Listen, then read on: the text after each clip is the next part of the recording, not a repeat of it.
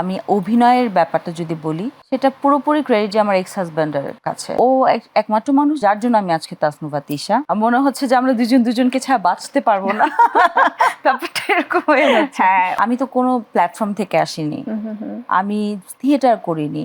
আমার গল্প পছন্দ হলে বা আমার কো-আর্টিস্ট, আমার সবকিছু ডিরেক্টর সবকিছু যদি পছন্দ হয়, আমি তাহলে সেই কাজটা করি। তোমার সাথে ব্যাক টু ব্যাক আমার দেখা হয়ে যাচ্ছে। আসলেই তাই, খুব ভালো লাগছে এটা, যে মনে হচ্ছে যে আমরা দুজনকে ছাড়া বাঁচতে পারবো না, ব্যাপারটা এরকম হয়ে যাচ্ছে। হ্যাঁ, হয় না যে একবার দেখা হয়ে গেল তো একটা বন্ডিং তৈরি হয়ে গেল, তারপরে যে তোমার সাথে বারবার দেখা হয়ে যাচ্ছে।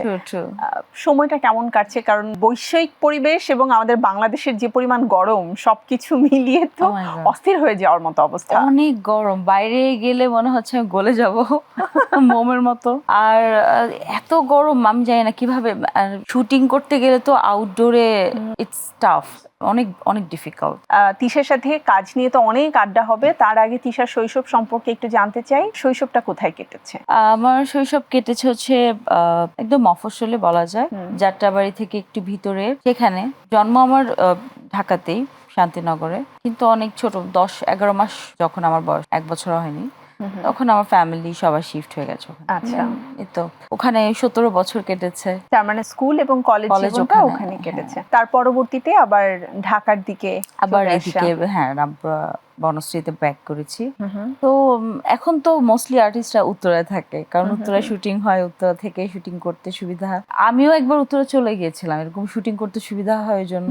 বাচ্চা ছোট ছিল, তুমি মডেলিং শুরু করলে এবং তারপর থেকে তো আর থেমে থাকা হলো না, একাধারে চলছে। হঠাৎ করে এতদিন পরে কেন মনে হলো যে মিডিয়া ইন্ডাস্ট্রিতে তুমি কাজ করতে চাও? আমার আসলে মনে হয়নি কখনই আমি মিডিয়া ইন্ডাস্ট্রিতে কাজ করতে চাই। আমার হুট করেই, মানে এটাকে বলবো যে এটা ক্রেডিট, আমি অভিনয়ের ব্যাপারটা যদি বলি, সেটা পুরোপুরি ক্রেডিট যে আমার এক্স হাজব্যান্ডের কাছে।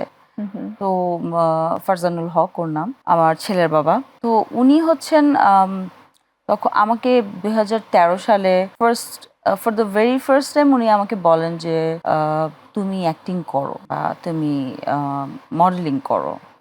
এবং সেই সুবাদে হয় কি যে ওর কিছু পরিচিত, মানে যেমন রাজ ভাই, রনি ভাই, সবাই ওর খুব ক্লোজ ভাই ব্রাদার। তো বলা যায় যে ওর অনেক বড় ক্রেডিট, এবং ও একমাত্র মানুষ যে কিনা আমাকে হচ্ছে বলেছে, যার জন্য আমি আজকে তাসনুভা তিশা। বিজ্ঞাপন দিয়ে শুরু, তারপরে তো নাটকে একের পর এক শুরু করলে।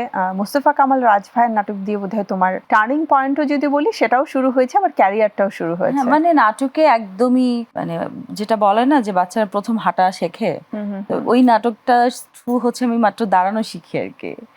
তো এটা হচ্ছে বিষয়, that's how it started, and now এখন তো ওই তো নাটক করছি। প্রথম দিকে খুব মেইনস্ট্রিম ক্যারেক্টারগুলোতে কাজ না করে ছোট ছোট চরিত্রগুলোতে কাজ করেছো। এটা কি নিজের প্রতি তোমার আত্মবিশ্বাসের অভাব ছিল, নাকি তুমি চেয়েছো যে আস্তে আস্তে বড় হব? না না না, ওটা না। আমি যে হঠাৎ করে, তো হচ্ছে যে নায়িকা তো আর কেউ হুট করে, আমি তো কোনো প্ল্যাটফর্ম থেকে আসিনি, আমি থিয়েটার করিনি। তো আমি যখন রাজভাই নাটকের কলটা পেলাম, আমাকে যে পরিচয় করে দিয়েছিল, তো বলেছে, আমি তখন টুকটাক মডেলিং করতাম তাও শখে আর কি। আমার বান্ধবীর অনলাইন পেজ ছিল, ও আমাকে বলছিল যে একটা ফটোশুট করে দে দোস্ত। ওটা 2013 or 12 এর দিকে মেবি।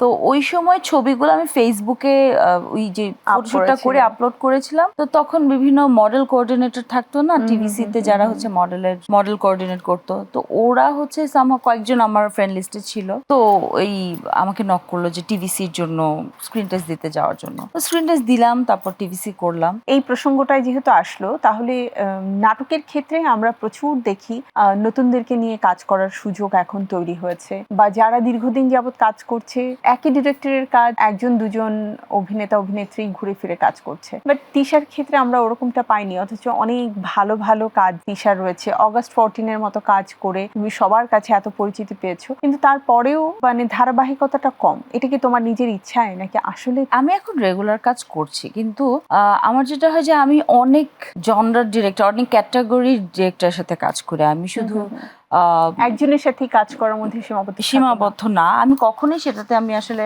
সেই ধরনের মেন্টালিটি বা মাইন্ডসেট নিয়েছিলাম না।